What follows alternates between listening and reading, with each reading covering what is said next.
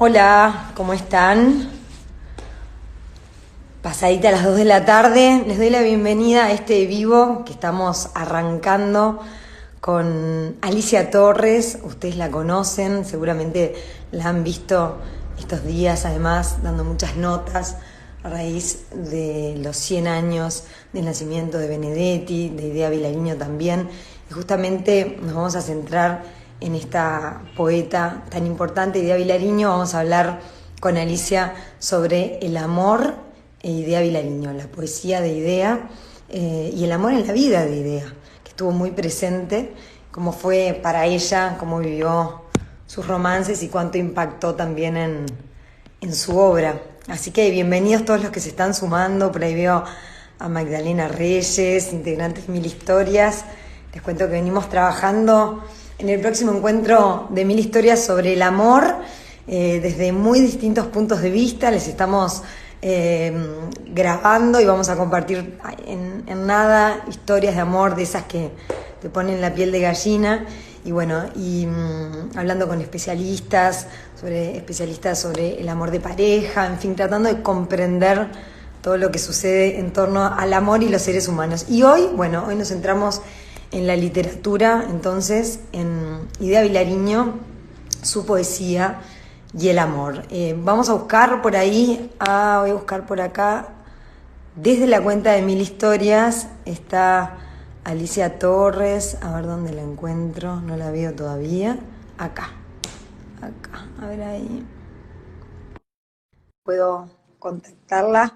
Alicia Torres, como ustedes saben, es periodista, escritora, crítica literaria, ensayista, un referente en la literatura nacional, y me parece que ya está a punto de aparecer. A ver, Alicia, si te veo por ahí. Qué A bueno ver. que están sumando. Hola, Alicia. Hola, ¿qué tal, Cecilia? ¿Me ¿Cómo escuchás estás? bien? Te escucho, pero no te veo todavía. Estamos tratando de encontrar. Ahí estoy. Ahí. Ahora sí, bienvenida. Hola, Incluso muchas puedes estar un gracias. poquito, capaz que un poquito más cerca, ¿no? Te veo un poquito Ahí, lejos. Me gustaría tenerte. Ahí está, un poquito más ahí. cerca. Bueno, ¿cómo andás, Alicia? Muy bien, por suerte, con estos aniversarios que no dan pausa ni dan tregua, ¿viste? De Benedetti y de Diego Vilariño, son unos días muy especiales. Por eso, sé que estás con mucha cosa, así que te agradezco un montón que nos dediques este ratito para hablar del amor y la poesía, el amor y la literatura, pero especialmente el amor y esta mujer, Idea Vilariño, cuya obra también está muy atravesada, ¿no?, por este tipo de amor que supongo también vivió, que está plasmado en su poesía a través de su propia vida. Pero quizá arrancar por ahí, ¿no? ¿Cómo definirías el amor que vivió Idea Vilariño y el amor que aparece en su obra? Bueno, son dos cosas diferentes, ¿no? A Porque ver. el amor biográfico de un ser humano es algo que podemos conocer, no del todo. Y el que podemos conocer a través de su obra es otro, porque es una construcción de palabras. Entonces, lo que sí tiene una unidad es que el amor es en idea algo trágico, el amor suele ser un amor imposible. Esas son, creo que, las dos cosas fundamentales, porque ella, tanto en su vida como en su obra, se debatía en un binarismo que tiene, por un lado, las ansias de amar, de ser feliz, de la plenitud sexual, de la vida y la belleza y la juventud eterna, y por Sí, el otro, porque era una persona nihilista por excelencia y negadora por excelencia, por algo se la conoce como la poeta del no, era sí, estar tempranamente segura de que todo se termina, todo es efímero, la juventud es efímera, la belleza es efímera, el amor es efímero, y entonces siempre estaba la pregunta de ¿para qué tanto esfuerzo? Entonces, ajá, en esa tensión se debate en la vida y en la poesía y en los diarios, porque nosotros tenemos dos formas de aproximarnos desde su palabra a su vida. Los poemas, ella dijo más de una vez, en el único lugar que no miento es en mi poesía. Puedo ajá, mentir puedo mentir en las entrevistas, puedo mentir en mis diarios, puedo mentir en todo lo demás, en las charlas con amigos, pero en la poesía no miento. Y de alguna manera la poesía y los diarios, que son parte de la obra de un escritor, porque también es su escritura la que está jugando ahí la comunicación, nos hablan siempre de lo mismo, desde muy temprano. Fíjate que si vos lees el diario de Juventud de Idea, si cualquiera lee los diarios, ve que hasta los 15 o 16 años, Idea era una chiquilina más, con alguna característica especial, pero una chiquilina más. Iba a fiestas, le encantaba, te hace en el diario la lista de los pretendientes, como le decía ella, de los enamorados, como también le decía ella, de los noviecitos, le encantaba bailar, le encantaba ir a las fiestas, le encantaba arreglarse, era muy coqueta, y tenía muchos noviecitos sin que ninguno fuera demasiado importante. Pero después hay un cambio tremendo, desde los 16 años más o menos para adelante ya empieza a ser la otra idea, una idea donde el amor es algo oscuro, algo imposible, y eso pasó con todos los amores que empezó a tener a partir de esa edad. ¿Y por qué, Alicia, tuvo que ver algo? Ella sufrió la muerte de su mamá muy temprano, la mamá tengo idea que tenía 40, 41 años, después el padre, su hermano. ¿Tiene que ver con esas pérdidas y esa oscuridad que la empieza a teñir? ¿O tiene que ver con alguna experiencia traumática o algo que se conozca en su vida, ese cambio tan marcado que nos contás de la obra y de la vida, ¿no? En este caso, de Idea Vilariño? Tiene que ver con todo lo que dijiste. Por un lado, esas muertes trágicas que curiosamente la emparentan con un gran escritor uruguayo que es Horacio Quiroga, del que siempre se hablaba, se murió el padre, se murió el esposo de la madre, después se mató al amigo sin querer, se mata a la hija, todas esas muertes trágicas cambian a cualquier persona. Pero hay otra cosa en mi idea, que fue muy importante, tanto más que eso, porque es una experiencia directa de su propia muerte. Ella fue una persona muy enferma, no solamente porque sufría de asma, ella tuvo desde muy jovencita, empezó a tener unas enfermedades de la piel terribles, que ella que había sido hasta la adolescencia esa chiquilina que se pasaba viendo cómo me peino, cómo me visto, cómo salgo, cómo me miran, cómo lo miro, esa enfermedad de la piel hizo que la piel se le cayera desde la cabeza hasta los pies, quedó pelada, se le cayeron las cejas, las pestañas, las uñas, no podía vestirse, no podía salir, no podía comer, fue terrorífico y eso duró mucho tiempo, tanto tiempo, ella se tuvo que ir a vivir sola, a una pequeña habitacioncita de la calle Durazno, y las hermanas se cansaron de cuidarla, y ya no había quien la cuidara, y era terrible, y ella pensaba que se moría porque los médicos la habían desahuciado. Después, años después, llegó a Uruguay la cortisona, y eso fue lo que la salvó. Claro. Pero mientras tanto, esa experiencia de soledad, de soledad absoluta, que fue es curioso, porque Idea era muy consciente de sus contradicciones. Ella, por un lado, necesitaba y quería compañía, pero cuando la tenía, y esto pasó con los hombres de su vida, cuando la tenía, también los hacía a un lado porque quería estar sola, concentrarse, era una solitaria, disfrutaba del placer, pero siempre tenía esas grandes diferencias, ¿viste? Por un lado, la avidez de vivir y de ser plena y de amar y de ser amada, y por otro lado todas estas circunstancias que la hacían leer mucha filosofía y sobre todo embarcarse en las corrientes filosóficas más pesimistas. Existencialista, ¿no? Esa angustia existencial. Bueno, el existencialismo de Sartre fue algo que acá impregnó mucho a los intelectuales, jóvenes inclusive, y después, cuando ya estaba Idea en la generación del 45, también fue el existencialismo de Sartre, pero ella decía, yo no soy como la gente cree pesimista ni desolada, yo soy nihilista, creo que nada tiene sentido. Esa era la idea de ella permanente, y así fue siempre. Después, cuando empezó a tener los dos primeros grandes amores de su vida, que fueron muy jóvenes, a los 17, 18 años, podemos hablar si querés un poco de ellas, sí, contame. Son la antesala de Onetti, que esa es la que todo el mundo prefiere porque claro, es la gran pareja de Idea y Onetti, pero hubo más hombres y más amores en su vida. Muchísimos. Idea fue una mujer que amó mucho y fue una mujer muy amada por muchos hombres. Siempre se habla de Onetti y curiosamente esa la dejamos para después, solo digo esto. El vínculo con Onetti fue breve, fue muy breve, podrían ser unas noches. Mira. Simplemente después siguieron con una correspondencia, o sea, se escribieron muchas cartas y ella le dedicó poemas y él le dedicó un libro, pero el vínculo de amor o de erotismo, yo diría más de erotismo, pero bueno, Sí, fue breve. poco. Sin embargo, cuando ella estaba en preparatorios, lo que ahora es quinto y sexto del liceo, Sí. cuando ella estaba en preparatorios, conoció a quien sería su íntima amiga por muchísimos años, que fue Silvia Campodónico, hermana de César Campodónico, el director de Sí, teatro de Calpón. sí. Fueron compañeras de preparatorios en la sección femenina de enseñanza secundaria, Ujú. que era dirigida por Alicia Goyena, por décadas, la famosa Alicia Goyena. Sí. Y ahí Idea tuvo de profesor de filosofía a un hombre que tuvo mucha importancia en su vida, que fue su profesor de filosofía, el primero en preparatorios de Derecho, que fue Emilio Oribe.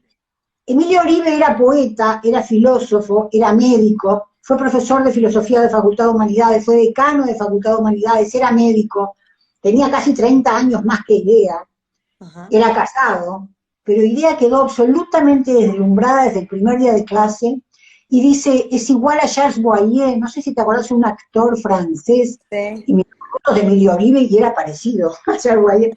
Y dice Y Idea se en su enamora diario, perdidamente.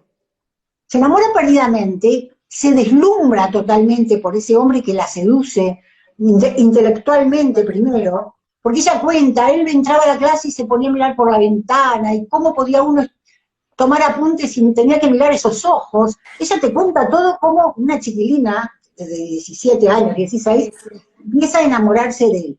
Pero luego empieza un vínculo entre ellos. Ujú.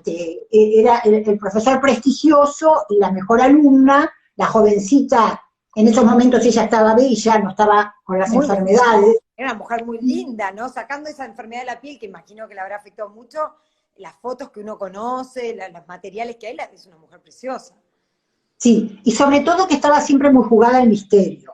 Mm. Una mujer de sonrisa breve, como todo en ella, de mirada misteriosa, una seductora desde el silencio y desde la palabra, con Ok. hombres y con mujeres intelectualmente, los vínculos de ella son Sí. con hombres.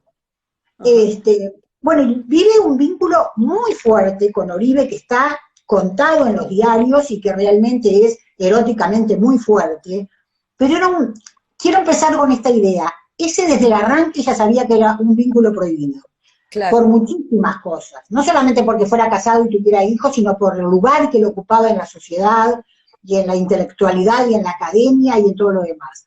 Pero el vínculo. Acá nos preguntan de quién hablan. Estamos hablando de Idea Vilariño y de su vínculo con el amor, sus amores. Y Alicia Torres nos está contando sobre eso, así que los que se van sumando la seguimos escuchando. Nos estabas contando este primer amor prohibido y de algún modo imposible, ¿no? Que sucede, que se concreta, pero que no tenía continuidad. Exacto, que no tenía futuro. Futuro, eso. Evidentemente que no tenía futuro, pero fue muy intenso, muy intenso. Ella le dedicó muchos poemas. La gente en general cree que ella solo le dedicó poemas a Onetti, no. Ella le No, dedicó poemas a muchos hombres. A Emilio Oribe le dedicó poemas, lo que no pone a Emilio Oribe, pero claro. están en su archivo, están guardados en su archivo, manuscritos y a máquina. En su archivo hay muchos documentos importantes como esos que están todos los poemas que ella le dedicó. Enseguida que tiene esa relación, conoce por Silvia Campodónico, su íntima amiga, que iban juntas a clase, Sí. conoce a quien será su segundo gran amor, que fue Manuel Claps. ¿Quién era Manuel Claps? Manuel Claps era un chico de la misma edad de ella, nació en el 20 como ella y como Silvia Campodónico, que había empezado una amistad con Silvia Campodónico, que estudiaba filosofía, que después sería con Silvia Campodónico agregado de Emilio Oribe en las clases, esas ayudantías que se hacían curriculares. Y ahí se empieza a trenzar una cosa un poco complicada, como de lazos entreverados. Porque estaba la Por un amiga, lado, además. claro, por un lado porque Silvia estaba enamorada de Claps. Claps era argentino. Había venido de niño a Montevideo porque su padre había sido ministro en Argentina, pero en uno de esos golpes de Estado que siempre había en Argentina, se tuvo que venir exiliado para acá. Era una familia de muy buena posición económica, el padre enseguida pone empresas en Punta Ballena, Ajá. y Manuel Claps empieza a estudiar filosofía acá, y luego irá a Buenos Aires a estudiar filosofía. Ujú. Pero ¿qué pasa? Por un lado, empieza el vínculo, empieza un vínculo también con Manuel Claps, y ella lo dice en los diarios claramente, los quiero a los dos, yo con cada uno soy, porque eran simultáneos, Claro. con cada uno soy distinta, no hay nada para ella, no había nada que pudiera ser, que chocara entre entre esos dos vínculos, sin embargo ella sabía que tenía que vivirlos en secreto y que estaba traicionando, traicionaba a Claps porque no le decía qué pasaba con Oribe, a Oribe porque no le decía qué pasaba con Claps, ellos se conocían, trabajaban juntos, Y a a la... Silvia porque eran íntimas amigas, lo curioso es que siguieron siendo amigos los tres, Claps, Silvia y Idea, toda la vida. Mirá vos. Aunque Idea tiene un noviazgo muy largo con Claps, Claps fue un individuo que se portó con ella como, no sé, cualquier persona quiere que alguien la quiera así. Todas esas enfermedades fue Claps el que la curó, el que le Mirá. llevaba las cosas más prosaicas que lejos de la poesía están como llevarle la comida, pagarle una enfermera, curarla, llevarla al médico, acompañarla, comprarle libros, porque Idea no El tenía amor un más peso. real, capaz, ¿no? El cotidiano, el de todos los días, los hechos Exacto, amorosos concretos. exacto, Mirá. exacto. Pero era todo complicado. Por eso te decía, Idea siempre como que de alguna manera vivió situaciones difíciles, Te situaciones pregunto complicadas. ahí un segundito, Alicia, eso. Esa capacidad que tenía ella, que mucho se ha hablado, ¿no? De tener varias relaciones en paralelo, fue como una característica de ella entonces desde muy joven y que no, se ve que a ella no le reportaban un conflicto, ¿no? O, Ya te digo, lo único que ella dice en el diario es, lo único que lamento es tener que guardar el secreto y una forma de traición, que no sé si la preocupaba demasiado, pero era consciente que había una forma ok, de traición. ok. Lo más increíble es que después, dos cosas increíbles que pasan después, fíjate si se da chiquita nuestra aldea. Años después, porque el vínculo con Claps es largo, el problema es que ella decía, es un ausente, ¿por qué iba tanto a estudiar a Buenos Aires o a la empresa del padre a Punta Ballena a trabajar? Que no estaba mucho. Entonces ella decía, nunca está, pero cuando él estaba ella decía, sí, pero quiero estar sola. Entonces, Ah, esos juegos extraños, y era una mujer muy libre, ¿entendés? Era una mujer que vivía el amor con libertad y que todo lo vivía libremente. Y ella estaba antes que nadie. Tal ok. es así que años después, a principios de los 50, en 1950, es Manuel Claps que todavía seguía el vínculo con ella, quien le presenta a Onetti. Qué Porque increíble. todo, En aquel todo está famoso bar de entreverado. Malvin, ¿no? En un bar, tengo entendido que En un fue. bar de Malvin. Enseguida te cuento el bar de Malvin, pero déjame terminar con Claps. Sí. A la larga, Claps se casa con Silvia Campodónico para toda la vida. Ah. Son esas cosas trenzadas que Siguen podían ser amigos, como decías tú, siguen amigos todos, ella amiga de la pareja. totalmente. Increíble, ¿no? La pareja casada se va exiliada a México, viven todo el exilio en México, allá dan clases de filosofía, vuelven, acá también dan clases de filosofía, él en humanidades y Silvia en el IPA. Y yo los conocí en casa de Idea, tanto a Claps como a Silvia, grandes, y eran, Claps un hombre muy elegante, muy elegante no solamente físicamente, que era muy buen mozo, si mirás las fotos del diario era muy buen mozo, morocho, alto, elegante, pero era elegante en su pensamiento y en su actitud ante la vida y ante las personas, ¿no? Uh-huh. Y eso que yo ya lo conocí mayor. Pero justamente a principios del 50, Idea, con Claps, con Emil Rodríguez Monegal y con Benedetti, habían fundado una revista literaria y cultural que se llamaba Número. Antes habían fundado otras, son muy importantes las revistas literarias en el 45. Uh-huh. Entonces se va a reunir ese grupo de la generación del 45, porque la generación del 45 no es homogénea, son diferentes grupos, diferentes personalidades y había muchos choques entre ellos y muchas... No tenemos que idealizar nada, ¿viste? Hablemos como son las cosas. Ok. Entonces,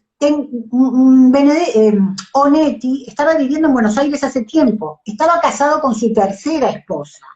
No olvidemos que Onetti siempre estuvo casado, con una o con otra, pero Onetti siempre estuvo casado. Inclusive cuando estuvo con Idea, siempre estuvo casado.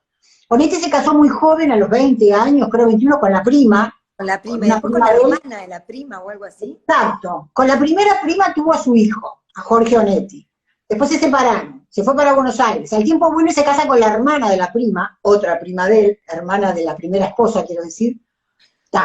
Al tiempo se va a Buenos Aires y ahí se casa con la holandesa, una compañera de corresponsal holandesa de Reuters, donde trabajaba en la agencia Reuters, y ahí, cuando ella lo conoce, está casado con la holandesa, una bellísima mujer que está embarazada de su hija, de la En ese única hija de momento, la conoce en ese momento, esperando ya.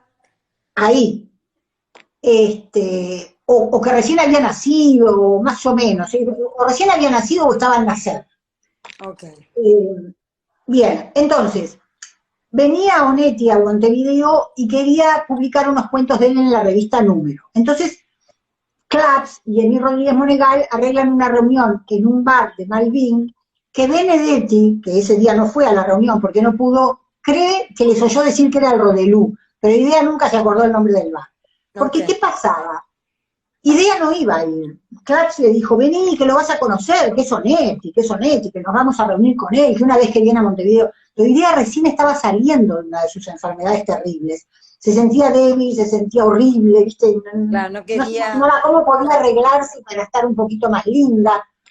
La convence Claps, vamos, vamos, que es la oportunidad de que lo conozcas. Y allí la lleva. Y ahí lo conoce, y ahí cambia otra vez la historia, porque ahí dice que Idea se sentía tan mal que se pasó toda la reunión, que fue larga, sentadita, quietita, calladita, mirando, y Onetti dice que la sedujo con su inteligencia y con la Claro. palabra, y es curioso, porque Idea dice, nunca más lo vi tan inteligente como ese día. Es más, ella después dijo hasta cansarse, no podemos hablar, no nos comunicamos, no me entiende, no sabe lo que es una mujer, viene a casa, se da vuelta en la cama y no me habla durante toda la noche. O sea, parece que esa primera noche de la seducción y de que ella dice, me enamoré desde el primer día, fue como un engaño, de alguna manera, porque después nunca más se mostró así. Pero de todas maneras tenía la seducción, no solamente de ese hombre inteligente que era, sino para estos chiquilines que eran muy jóvenes, y Onetti era 10 años más grande, 11, Onetti nació en el 1909, era además el hombre que ya se perfilaba como el mejor escritor uruguayo que sigue siendo, ¿no? A ver, todo ese halo de éxito también. Claro, viste que no es cualquiera, Idea siempre evidentemente tuvo elecciones que también la seducían por el lugar que podían ocupar esos individuos. Después de esa reunión, él se va para Buenos Aires al otro día y no se ven por un año. No vuelve hasta dentro de un año. Mira vos. Pero hay cartas del equipo de la revista Número, bueno, las escribía Idea, pero las firmaban todos porque era, bueno, nos va a mandar tal cuento, le publicamos tal otro, cosas de trabajo. Pero él siempre deslizaba algo que según Idea, que leía entre líneas, estaba dedicado solo a ella. Para ella, mira. Para aunque los demás no podían darse cuenta, ella se daba cuenta, eso dice ella. ¿No? Pero lo curioso es que al final ella fue la que tomó la iniciativa otra vez y ella la escribió sola. Ajá. Entonces, y ahí entablan un correo directo entre ellos, una relación. Exacto, ahí empieza la relación epistolar que fue muchísimo más larga, porque duró, fíjate, empieza en los 50 y termina en el 94 cuando ya va a morir Onetti. Eso no significa que sea continuada, para nada. Okay. Hay largos periodos en que nada sabe uno del otro. Es más, Idea después se casa con Jorge Liberati, que también era profesor de filosofía, que había sido alumno de ella. Se casa con 55 años ella, ¿no? Grande, tengo entendido. Sí, y él tenía creo que unos 40, y más o menos. Menor, ¿no? Y creo que había sido alumno de ella, después él fue profesor de filosofía, y estuvieron casados casi toda la dictadura. Vivían un poco en Las Toscas, un poco en el Palacio Salvo. Ahí la conocí yo cuando fui al Palacio Salvo, que estaba casada con Liberati también. Pero quiero decir, también en esa instancia de estar casada con Liberati seguían las cartas con Onetti, pero eran cartas. Y era ese permanente juego de seducción entre los dos. Cartas en las que eran dos personas que sabían escribir muy bien, que sabían manejar una esgrima especial de la seducción escrita, claro, que le daban una importancia a las cartas que para nosotros hoy es ciencia ficción, porque las cartas es como si no existieran, ¿viste? Más. Mandás un mail, o mandás un WhatsApp, o mandás cualquier... Sí, pero puedo imaginar esa, como si vos, esgrima literaria, refinada que debían de tener, ¿no? Sí. Y además, tremendamente apelando a la sensorialidad de todo, a los perfumes, a los olores, a las texturas y al sexo. Lo mismo que aparece, el erotismo que aparece en sus poemas, ¿no? Pero la relación con Onetti, ya te digo, ella tiene un poema maravilloso que dice, fueron 7 noches, fueron 8, fueron 9, no importa, no me acuerdo, fueron las más importantes de mi vida. Algo así, ¿no? Ahora, y ella dice que... Sí, no, decime. Te iba a decir, si fue un paraíso o fue un infierno al final, esa noche en que lo conoce, porque de algún modo, si bien, como decíamos, tuvo muchos amores, este amor, ¿fue un paraíso o un infierno? ¿Cómo lo ves? Creo que todos sus amores fueron un cielo y un paraíso. Los dos. Perdón, un cielo y un infierno, un paraíso y un infierno. Creo que todos. Porque todos fueron imposibles, todos fueron trágicos, todos fueron trágicos. O sea, lo que te decía al principio, siempre convive en ella la ambición de ser feliz y de obtener una plenitud a través del amor y del erotismo, aún sabiendo que se va a terminar, y la fuerza del no, ella que es la poeta del no, esto no puede ser, esto no es, esto no se consigue, esto no... En los poemas de amor, que si bien estuvieron en un momento dedicado a Onetti, ella después borró la dedicatoria. Sí, que sé que lo enojó mucho a él eso, ¿no? Claro, porque él también le había dedicado una novela, una de sus novelas más queridas, Los Adioses. Sí. Esto fue en los 50, estamos hablando de los años 50, cuando recién habían empezado el vínculo y se habían visto.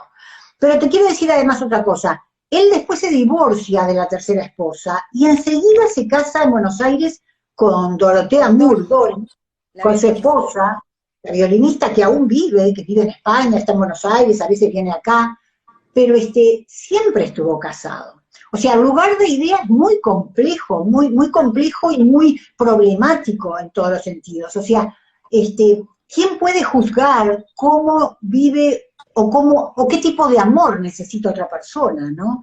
O qué prefiere hacer, si prefiere... Ella tiene muchos poemas, tiene unos pocos poemas que hablan de la plenitud, o de alguna forma de la dicha, pero tiene más poemas en los que habla del desamor, por supuesto. Desamor, que además te lo transmite, que te desgarran, ¿no? Porque en esas pocas palabras de ella tan propias, esa poesía tan austera quizá en palabras, pero sí en una profundidad, no sé, vos la podrás definir mucho mejor que yo.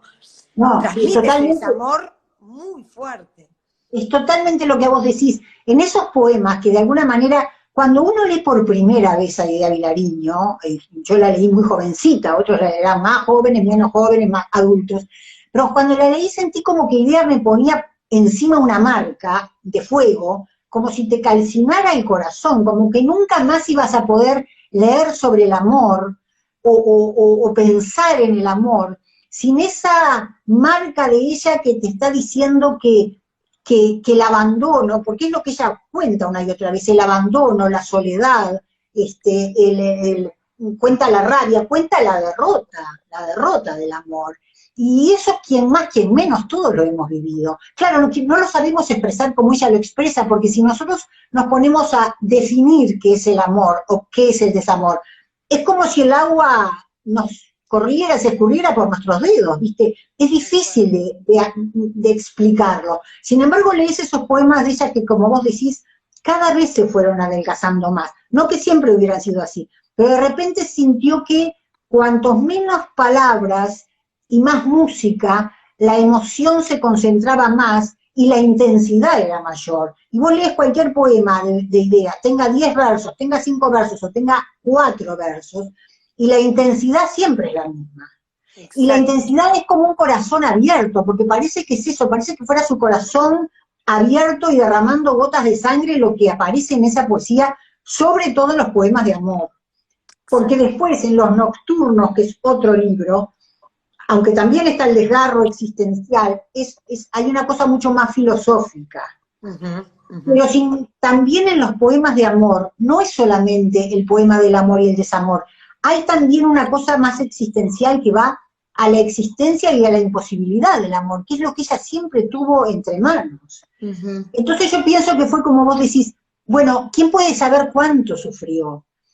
O cuánto paraíso le trajo esto. Yo sinceramente creo que sufrió mucho más, de paraísos, y ya te digo, si pensamos y lees los diarios y después seguís viendo otra cantidad de vínculos con hombres, y todos fracasan por distintas cosas, pero todos son, es como si Idea regara la figura del amor imposible, Exacto. o la figura del amor trágico. Lo puede tener en una construcción, pero cuando se presenta no puede ejecutar esa felicidad, sino que de algún modo o de otro hay un boicot, hay una imposibilidad, una cosa de no. Incluso Yo ese creo que casamiento que ella tiene con Liberati, que se casa, como decíamos, con más de 50 años, o sea que ya ha transcurrido un montón de amores, de vínculos, de relaciones, muchas de ellas enmarañadas, entre comillas. ¿Qué tal resulta ese casamiento para ella? ¿O cómo se explica? En fin, quizá uno diría, hubiera pensado que Idea Vilariño no se casaba ya a esa edad y era una mujer libre, podía tener los amores que quería, sin embargo se casa con este hombre. ¿Cómo se comprende? es raro además porque ella siempre había promovido la idea de la soledad. Ahí está. Yo soy en mi soledad, decía ella, yo necesito estar sola, yo solo soy sola, dice un poema. Y sin embargo se casa con Jorge Liberati y es de la relación que menos habla. Pero sí que había una gran afinidad, él era una persona muy, yo lo conocí pero superficialmente, no lo traté a fondo, pero era muy amable, pienso que era una compañía que ella a cierta altura de la vida decidió no rechazar. Eran años difíciles, ya te digo, fue por ahí por la dictadura, eran años difíciles, Idea era una mujer que le habían dicho que se fuera del país porque políticamente podía tener problemas, no se fue, quizás porque eso no lo dijo y no se puede saber, fue el momento en que sintió que necesitaba compañía más duradera, Estabilidad. compañía de convivir. Claro, se entiende. Y Alicia, vos que la conociste, ¿no?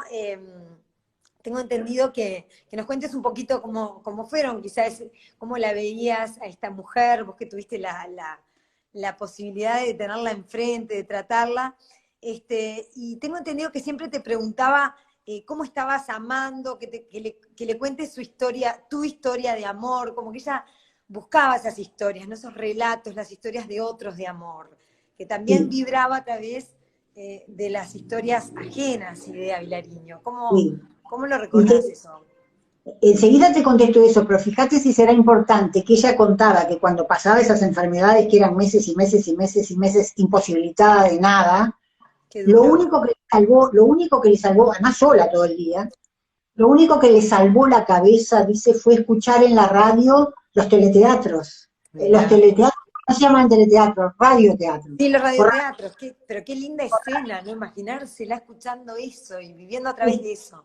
Exactamente, ya que ella no podía vivir porque estaba, además imagínate para una mujer así, no quería que nadie la viera porque se sentía tan horrible, estaba, pobre, era una llaga viva de la cabeza a los pies. Y el dolor que sufriría físico también. El dolor dice que la envolvían toda para ponerla en la cama y tenían que atarle las manos para que de noche no se tocara, porque si no se arrancaban los pedazos, porque toda la pielcita era como una cebollita. No, es tremendo. Y mirá que eso lo puede leer cualquiera porque está en sus diarios. Yo no estoy haciendo una infidencia para nada, no haría nunca una infidencia. Sí. Pero lo que quiero decir cuando yo a Idea la había conocido a principios de los 80, casada con Liberati en el apartamentito que compartían en el Palacio Legislativo. Perdón, en el Palacio Legislativo no, en el Palacio Salvo. El Palacio Legislativo todavía no alquila habitaciones. En el Palacio Salvo, que era chiquitito y que todos los libros que tenían, el polvo que había, abrían las ventanas y la polución que había del tránsito, que era terrorífico, al final tuvieron que mudarse, porque le hacía mal para el asma. Muchas veces Idea desde niña, fíjate que cuando Idea es una niña, la casa de ellos, el padre, la madre y los 5 hijos, al fondo estaba la calera era la fábrica de hacer cal. Del que papá, tenía, ¿no? Claro, había heredado del abuelo, de Leandro Vilariño, que vino de Galicia, el abuelo. El segundo Leandro Vilariño, que es el padre de ella, hereda ese trabajo. Que pobre hombre, no creo que le gustara mucho porque él era un poeta, que hubiera querido dedicarse a otra cosa. Mira vos, terminó en la cal. Y eso puede ser que también le provocó las enfermedades tanto de la piel, que la cal es muy corrosiva, ¿no? Y quizá también el asma, el polvo, todo eso que haya tenido que ver, y por eso termina yéndose tan chiquitita con 16 años a vivir sola. Exactamente, exactamente. Ella no podía seguir viviendo ahí porque le dijeron los médicos, no, pero usted no puede vivir, lo que vos acabas de decir es exacto. Para el asma le hacía un mal tremendo. Ella salía de la casa, por ejemplo, a veces iba, cuando era niña, a pasar un fin de semana a la casa de una amiga de la mamá, que vivía creo que en Malvin, cerca de la playa, y ahí mejoraba, pero enseguida. Era otra. Pero se mudaron enseguida con Liberati del Palacio Salvo para la Rambla ahí atrás del cementerio central, por ahí. Ujú. Pero quiero decir, creo que esa fue una relación de ese tipo, de camaradería, de confianza, de esa paz quizás, no lo puedo asegurar, Claro. porque ella de eso no hablaba demasiado de ese vínculo del matrimonio, y es curioso, ¿no? Porque fue la única vez que decidió dar el paso, me caso. O fue la única vez que se lo propusieron, ¿quién puede saberlo? Nadie. Nadie. Claro. Así Liberati que era soltero. era soltero. En general los otros tenían compromisos. Claro. Entonces, bueno, no lo sé. Ella se planteó algunas veces, pocas veces, y lo dice en su diario, cuánto podía perder por no tener hijos. Pero Aparece ese tema, mirá vos. no, pero muy poquitito en el diario. Alguna vez, inclusive era muy joven, antes de que el padre muriera, fíjate qué joven era ella, dijo, no sé si plantearle a papá la posibilidad de tener un hijo ahora, como tener un hijo. Pero después, eso queda en la nada. Eso queda en la nada. Es un poco Después quizás como de... no era un cuestionamiento en su cabeza el No, tema de la maternidad, por lo que no, contás, y esta libertad, y no. etc. Estaba... Quizás un poco como de Elmira Agustini, que tampoco tuvo hijos ni tuvo tiempo de tenerlos, que decía, yo soy mis versos. Y de repente también era su poesía, ¿verdad? Además hay otra cosa que es interesante. Fíjate que Idea publica su primer libro en 1945. Uh-huh. Pero el que importa, el que la convierte en la figura que fue importante, fue Los Poemas de Amor, que es del 54, creo, 55. O sea Y que con ahí, 30 años, 30 y algo, nació en el 20, ¿no? exacto, Ahí está. exacto, 30 y algo. Y ahí ella decía, fíjate, ella daba clases en el IABA, Sí. donde hoy está el IABA, sigue estando. Ella daba clases de literatura ahí. Y entonces dice que un día vio venir, no sé si conoces los patios inmensos del IABA, son muy grandes, y vos podés ver a una persona que viene desde lejos porque los patios se comunican entre sí. Y ella dice que vio venir un profesor con el que compartía la sala de profesores, pero no tenía trato especial, ella dice, con mi librito, y el diminutivo es porque era muy pequeño, de poco grosor, con mi librito abajo del brazo, con mis poemas de amor debajo del brazo, y yo pensé, ¿cómo puede ser que yo haya publicado? ¿Cómo puede ser que ese hombre tenga bajo del brazo lo más íntimo mío, el desgarro del amor, el desgarro de la pasión, el abandono? ¿Cómo puede ser que me tenga a mí desnuda abajo del brazo? Le creó como una reticencia a publicar. Fíjate qué cosas tan distintas. Hay otros escritores, ayer hablando de Benedetti, yo decía, Benedetti publicó más de 80 libros, 90, yo qué sé, miles de libros. Ella era muy íntima en esto, entonces. Por eso también tan pocos libros. Sí, pero además, no solo pocos libros. Desde que ella empieza a hacer Idea Vilariño, ella no daba entrevistas, rechazaba los premios que podían darle, porque no estaba de acuerdo en general ni con los jurados ni con nada. No iba a actividades literarias, a presentaciones de libros, o sea, vivía como recluida durante muchísimo tiempo, hasta que al final, pero ya mucho después de la dictadura, le dio la primera entrevista grande a Benedetti, que era su íntimo amigo. Con Benedetti nacieron unos días de diferencia y murieron con unos días de diferencia, y fueron amigos toda la vida, aunque él se fue al exilio y fue muy, muy exitoso y todo lo demás. Pero después le dio otra entrevista a Jorge Albistur, un gran profesor de literatura, que era muy amigo de ella también, y recién después, ya en los 90, fíjate, en los 90, ya era grande y pico, accedió a que Mario Jacob hiciera el documental donde ella aparece hablando de ella. Sí, lindísimo. Hace poco, era mucho menor, pero también en esos 90 yo hice un pequeño trabajo biográfico, que ahí fue cuando más amiga de ella me hice, porque fui muchas veces a la casa, y para que me contara detalles de su vida. Era para un concurso que hacía la Fundación Bank Boston, que se llamaba Uruguay Notables, y a mí me dio por hablar de ella. Y ahí, en esas reuniones, fue que ella, que cuando empezamos a ser más amigas y a tener más intimidad, y ella preparaba su té, y tomábamos el té y charlábamos, siempre cuando las cosas decantaban y dejaba de hablar, ella decía, bueno, contame de ti. ¿Cómo está tu amor? ¿Cómo está tu vida? Y quería que le contaran tu historia de amor, o tu historia. Nadie tiene una sola historia de amor en la vida, ¿no? Y tenía como una curiosidad, no sé si por saber, no malsana, para nada, no una curiosidad malsana, pero como para escuchar, así como los teleteatros, los radioteatros, Sí, cuando radioteatros. era Claro, escuchar jovencita. de tu boca tu historia. Y seguramente a otras mujeres u hombres les habrá hecho lo mismo, no lo sé, pero quería que le hablaran de amor. Pero no sé si en el fondo esperaba que le contaran historias de amor trágicas o historias de amor felices. No sé qué esperaba, Ella ¿viste? Porque preguntaba. ella preguntaba y oía con una atención que en silencio absoluto parecía que vos eras el centro de la creación con tus historias de amor. Entonces, siempre tuvo esa cosa extraña, ¿no? Extraña, realmente extraña con su relación con los hombres. Lo que yo me planteo es, si todo lo que pasó Idea, pobre, que no tuvo una vida fácil en ningún sentido, económicamente, ni familiarmente, ni bueno, en muchos sentidos, si todo lo que sufrió sirve para que nosotros hoy tengamos esa poesía de ella, que es maravillosa, y bueno, es el sacrificio de los artistas, ¿viste? Alicia, antes de que se nos corte, porque ya estamos, se nos pasó casi una hora, y es un placer escucharte, eso es lo que te agradezco. Para la gente que nos están siguiendo un montón, que les agradecemos a todos, los saludamos desde acá, y por ahí hay gente que dice, bueno, yo voy a empezar a leer Idea, y no, la verdad que hasta ahora no había llegado. ¿Por dónde arrancar o por dónde entrar a estos poemas de amor y desamor y de tanto sentimiento? Ahora que hay tanto material que has trabajado vos en publicar buena parte de ese material, hay libros que acaban de salir hermosos. Cortito, antes de que se nos corte, ¿algún consejo? Mira, ella tiene 4 libros fundamentales: Poemas de amor, No, Nocturnos y Pobre Mundo.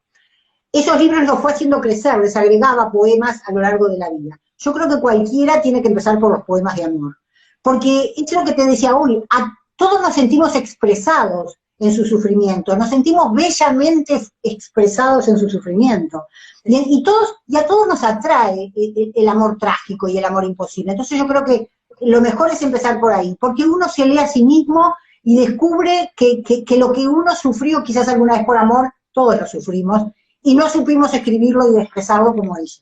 Ahí está. O sea que arrancar por ahí y después pueden seguir también por los materiales de los diarios íntimos que ella dejaba todo registrado, que son una belleza, que no se los pierdan. Yo el otro día también meto cuchara y recomiendo eso, que es lindísimo ese último trabajo. Bueno, Alicia, porque ese es el día a día de Idea. Hoy me levanté, ahí se ve hasta lo último que te digo, el día que ella cumple 30 años, el 18 de agosto de 1950, ya Onetti le había escrito su primera carta poquito antes. Y ella le dice, sí, me regalaron flores, me regalaron bombones, vinieron fulanos, toqué el piano, escuché tangos, pero lo que me hizo más feliz en ese día fue ver el simple sobre de su carta. Para eso trataban de usted. El gran regalo cuando cumplió 30 años fue ver el sobre con la letra horrible de Onetti. Me preguntan el libro, que lo tengo ahí en la biblioteca y no me lo traje, el último, en donde está justamente sus años de juventud, que sacaste tú. ¿Cómo es el título? Que no me acuerdo, Alicia, ahora. Diario de Juventud. Diario de Juventud, justamente.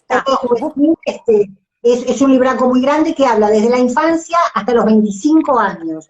Lo dejamos cuando va a sacar su primer libro, y cuando empieza la generación del 45, ahí se corta por ahora.